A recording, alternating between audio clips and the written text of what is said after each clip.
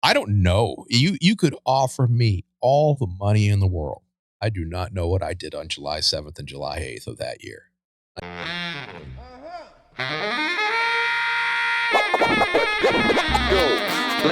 Ladies and gentlemen, you are now about to witness the journey that is the Life Choices podcast. Yeah! People in recovery. Yeah. And you have been for a very long time. 20 years yesterday. 20 years yesterday. 20 years yesterday. Wow. Congratulations. That's phenomenal. It's amazing. Wow. I mean, Jesus, it's a phenomenal thing. And, you start, I don't know, I guess, 20 years. I wasn't sure if it was the year before, but this year is the absolute guarantee that I now have been sober longer than I drank. I got sober at, 36, 17 years old. I guess that's when I really started drinking, was into high school type of thing, and, going out on the weekends and all that. And then, in college, it all progressed. But the pitfalls, I think, of alcoholism in the service industry is because everybody drinks. It's what we do. Unfortunately, it's what a lot of people do during their shift, but it's definitely what we do at the end of our shift, regardless of what position you have in the hospitality industry. You could be management, you could be server, bartender, cook, hostess, whatever. If you're of the legal age, then at the end of your shift, you're going to sit down with the group and you're going to have a beverage. And again, like we talked off screen before, you come from that generation just before myself, Generation X, where the Wild Wild West was a bit more prevalent than my generation. So we have a lot of similarities. I started smoking cigarettes when I was 11 years old.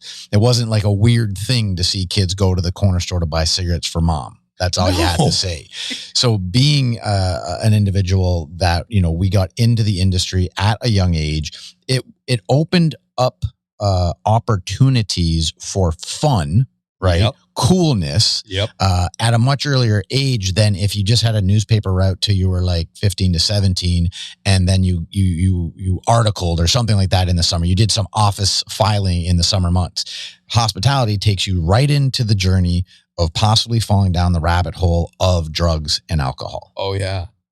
And it's just fun. And like you said, the other thing too is it never mattered what position you were, because the busboys went out with the bartenders and the waitresses and everyone was equal. And it was also like the shared battle. No matter what was said in the heat of the battle, when the battle was over, you went out and you talked about that table. You talked about that shift, and there was the camaraderie of it too. And that was the funny thing about it. And that's the other thing about recovery, is that I loved that camaraderie. I loved that going out and drinking with my coworkers after work. Human nature, we are tribal people, always seeking out those similar like-minded individuals. And unfortunately, as we start our journey at a young age, we as an individual haven't developed enough to truly know who we are, therefore knowing who we should attract into our lives or our tribe. And so therefore we do exactly that. We go out, and I think it's great, no matter what age you are, to enjoy that camaraderie amongst individuals, because as you grow older, you kind of almost suss out the deeper conversations, the more intellectual topics, and you want to find people that also have the same view as you, so you can really enjoy that time. And I agree with you that hospitality industry, you work for that team, and it doesn't matter what shit hits the fan during the night. Usually, more times than not, one of those two individuals will kind of like swallow some pride and be like, yo, here's a drink. Let's just say fuck it to the night and let's just go have some fun. And then it's for me, it was every single night. There was not a night after work that I didn't stay at the restaurant, eat some food, drink some alcohol. And then of course, if we went out, there'd be some drugs involved, and you would just rinse and repeat for however long you were in the industry for. Oh God. Yeah. It was so crazy. I pretty much literally drank my way out of Delray, and I'd worked at a lot of places, and we were just talking about this the other day about Tuesdays. Tuesdays is the best day to go. I was telling my one friend that we were kind of talking about before. She's looking for a job. I said, Tuesday's the day that you're going to get a job. I said, you know how I know? Because after Tuesday, after every holiday is when you get a job, especially in the restaurant business, because somebody fucked up on that holiday weekend. And if you know that person, then you know that they're fired, so you can go and jump their job at that restaurant. And I said, that's the fucking old fashioned way of doing that. I love. You're laughing. I'm laughing my ass off because just this past long weekend, it's so hilarious. He still has his job, but it's such a true fact that like any long weekend, someone feels that, oh, they shouldn't have to work on that long weekend. They should be out with their friends. And 9 times out of 10, it doesn't work out for them. It worked out for my friend because he's still working for the company he works for. But yeah, people are like, well, fuck this. I'm going to go hang out with my friends. I'm going to party and drink. I don't need to fucking be there. There's too many staff on anyways. And then sure as shit, once that long weekend's over and that person comes or looks for their schedule, like, oh, I'm not on the schedule. What's going on? They're like, oh, you're fired. You're fired. And then absolutely that position now needs to be filled. That's so hilarious that you just said that. Were you the one that decided you had an issue with drinking? I gotten back with an old college girlfriend who had tracked me down pre-internet. And so we had gotten together and she told me that I had a drinking problem. And I told her that, I don't. Drinking's the best thing I do. I'm really good at it. I can tell you all about wine and vodka and pairings and all this. I had people tell me. But again, all my friends in the business were like, well, maybe you stay longer than you should, but that's not a big deal. So she was the first person. And then my life after that, this was in 2002, just spiraled out. I had just reached the point where I didn't care anymore. And this was July 1st of 04. And, so I decided I was, I had about $1,000 left after I paid my rent. And I had a couple neighbors who were in AA. I am an alcoholic and I'm just going to die this death. I'm going to go leaving Las Vegas on this. And if I'm alive on the 10th of July, then I'll go to AA. And if I'm not, I was perfectly good with that. So you mean like on the first couple of days of July, you kind of dove deeper into drinking? Oh, yeah. And you just said, fuck it. I'm done with this. Just swallow the bottle. And if I'm still around in a week, I'm going to go to AA. So interesting. Yeah. So what? I was inspired by leaving Las Vegas. Yeah, no, I've seen the movie multiple times. Nicolas Cage, yeah. And I don't know her name, but I think she was the girl from Karate Kid. Yeah, yeah. So phenomenal movie, like really, really graphic as to what that lifestyle could literally turn into. But I've not, out of all of the podcasts I've done with individuals who have sat there and expressed to me about AA or drug abuse, not one of them has mentioned this way of thinking about it, where you literally didn't know you had an alcohol problem. People are literally moving in next to you on either side of you that are in the program and above me. So like the universe is literally trying to sprinkle on you. Oh, hey, yeah. Here's an idea maybe. And before fully committing to this idea, you decide to leaving Las Vegas it. Yep. To me, that's mind boggling. I don't know. You could offer me all the money in the world. I do not know what I did on July 7th and July 8th of that year. I don't. And I had friends who like lived in the building and are like, they were like, I don't want to tell you, dude.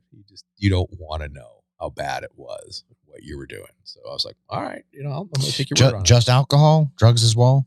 No, I always say that like growing up in the 90s, like, I was listening to like the one you did with the previous podcast last week or whatever, however this is going to air. But, I always said like, it was the scale of justice. I smoked pot and I drank beer. And if I smoked too much pot, I drank some beers. And if I drank too many beers, I smoked some pot. And I was perpetually that was the 90s for me. I was perpetually stoned. My ex-wife actually did a calendar. She was doing this research paper for a year. Did not even know it. She gives it to me at the end of the year. And she had in there pot leaves, like little hieroglyphics for did I smoke, did I drink? And for 1995, I went 6 days without smoking pot. I have a look of shock on my face, but at the same time, as you're doing this and you were 26-ish, 27 at that time. So I'm like a teenager, 16, 17. I would say probably the same, if not even those 5 days, because when I started down, it was September of grade 8, I started smoking weed. By the time I got into high school in grade 9, it was every day. Oh, yeah. There wasn't, like, I don't remember a day in high school that I wasn't high until maybe my last year of high school, because I was trying to get the fuck out. But the 7, I'm so curious about those 7-ish days before July 10th of 04. You made the conscious decision to say, I'm going to drink as much as I can, basically smoke as much weed. I'm just gonna be fucked up for the next week. Oh yeah.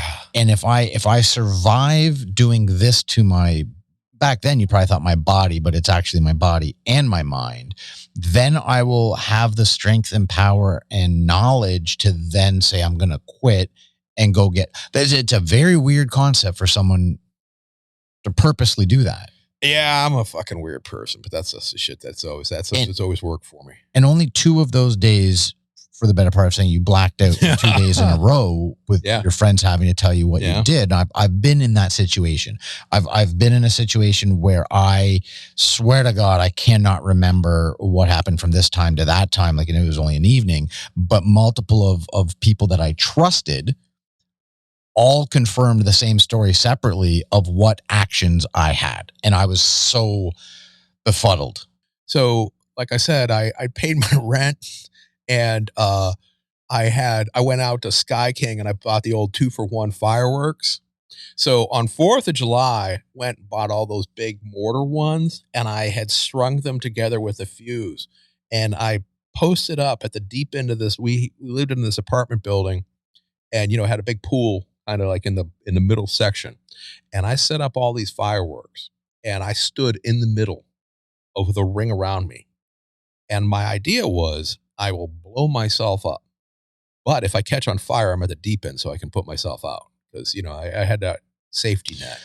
Were you, to as much as your knowledge of remembering those 7 days, it's hard to say you weren't trying to, but were you mentally conscious of trying to kill yourself through these actions?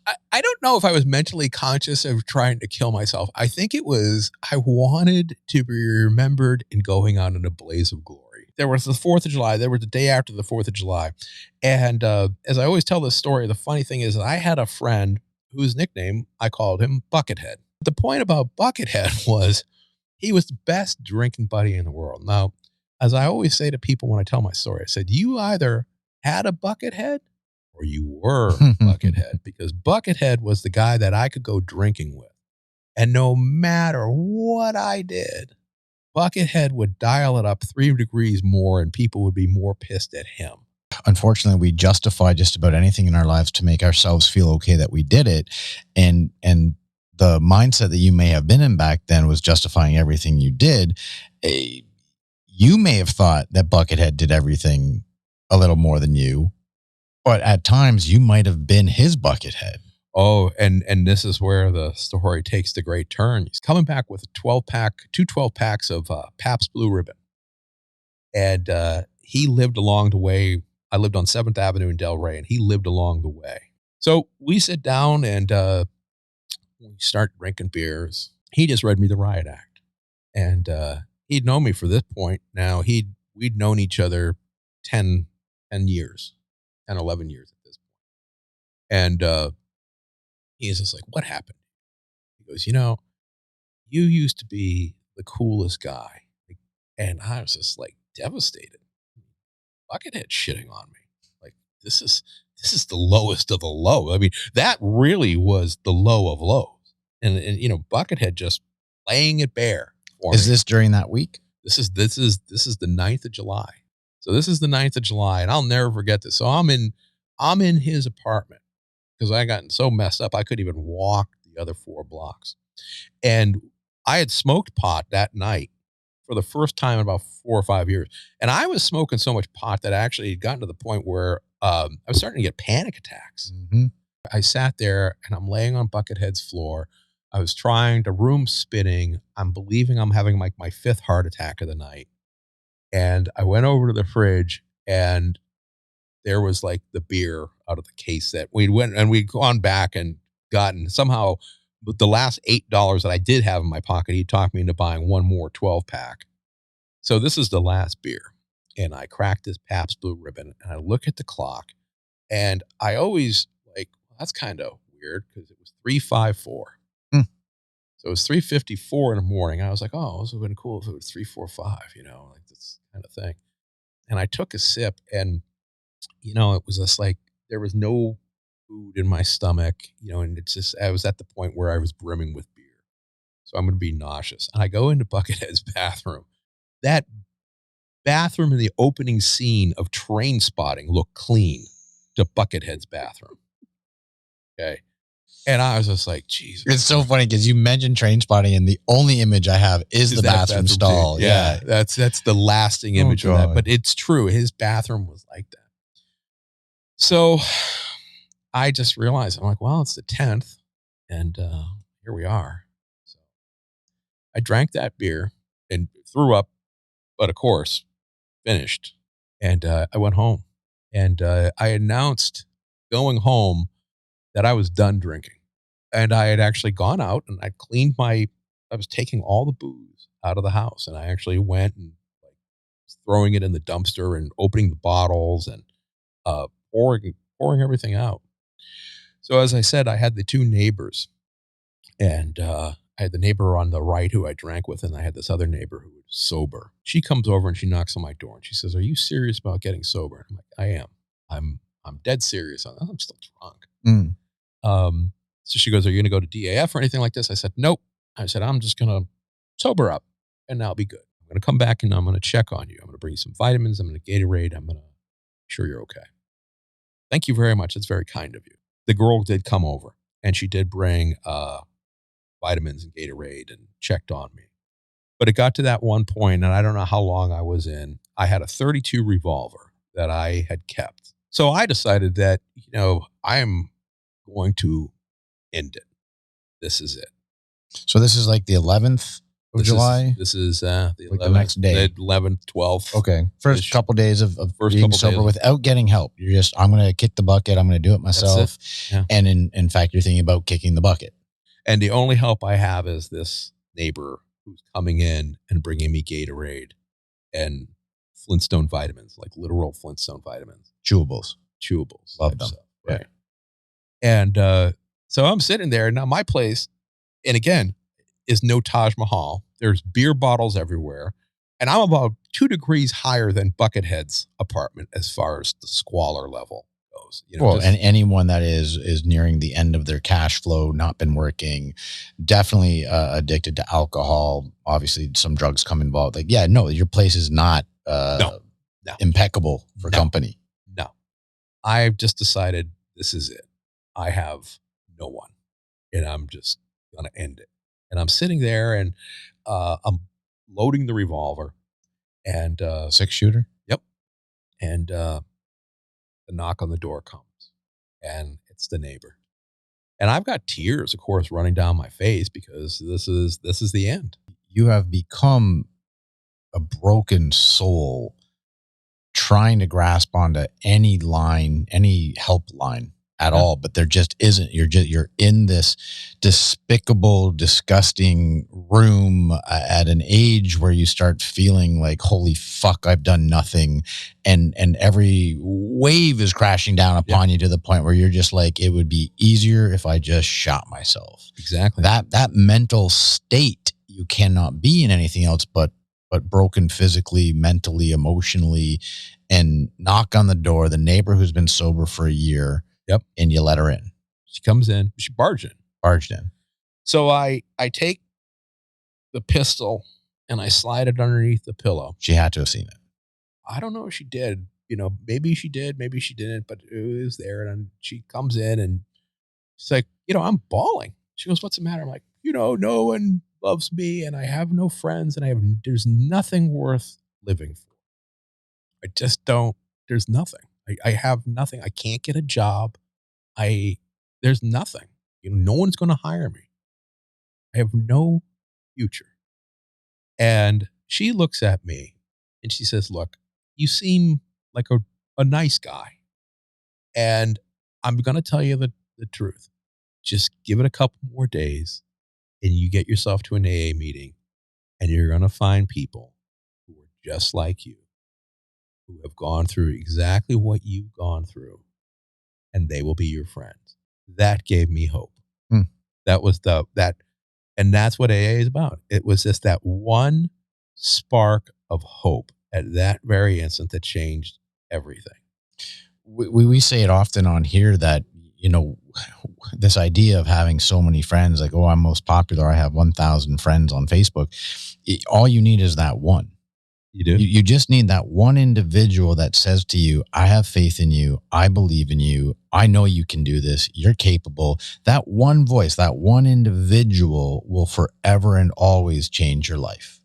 Yeah. And that's what that person was for you. And going back to, full circle conversation, as humans, we are tribal and we are tribal people. We want to find our group, even in that rock bottom state, having that one individual who was a kind human being that saw the positivity within you was like, come over to this group of people. Yeah. They could be your tribe. Exactly. Not they're going to be necessarily, but there'll be people here that will become your friends. And that one person, that one voice, and that olive branch of hope, right? Yeah. Which probably gave you faith in human beings again, that, I have faith that these people do actually care about me. Oh, yeah. The two funny things that go on from this is that I go to this first meeting, I get the white chip, they read the doctor's opinion, they talk about the phenomenon of craving, they talk about that once you stop, you can't start. Once you start, you can't stop.